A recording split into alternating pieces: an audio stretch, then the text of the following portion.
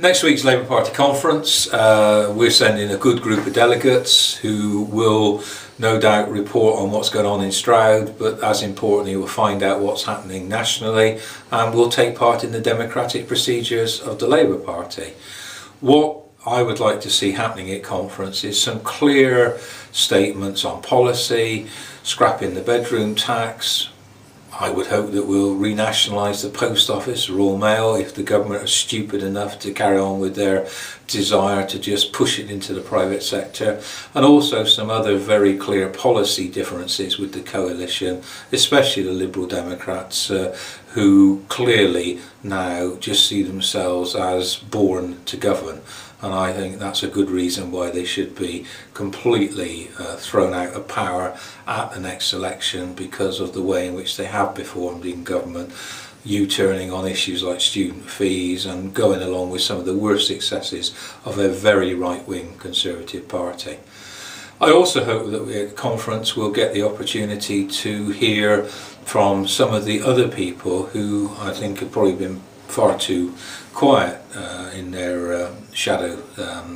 positions, so that we can map out some clear policies, taking for example Environment, Food and Rural Affairs, that we will end this dreadful cull of badgers, that we will highlight climate change, and that we will make sure that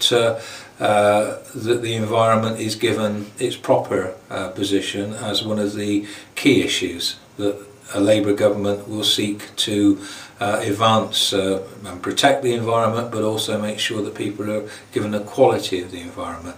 On the economy, there may be some semblance of recovery, but of course, as was said quite memorably,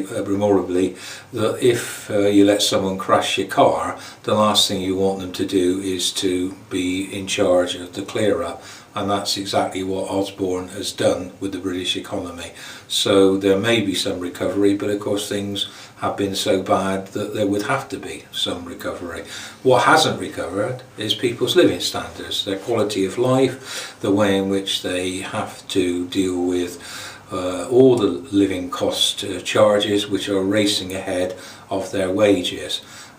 We've got a discussion on energy coming up shortly, and it's quite clear in this field that energy prices are running ahead of people's ability to pay, and we've got to look at measures including taking back some of the companies, if not all the companies that have been privatised, that are now just behaving in a completely unacceptable way, driving up prices and being careless in the way in which they expect the customers to make good the difference. So a lot for Labour to do, a lot for Labour to pledge at this conference, but also a lot for it to do over the next 20 months before we get to the general election.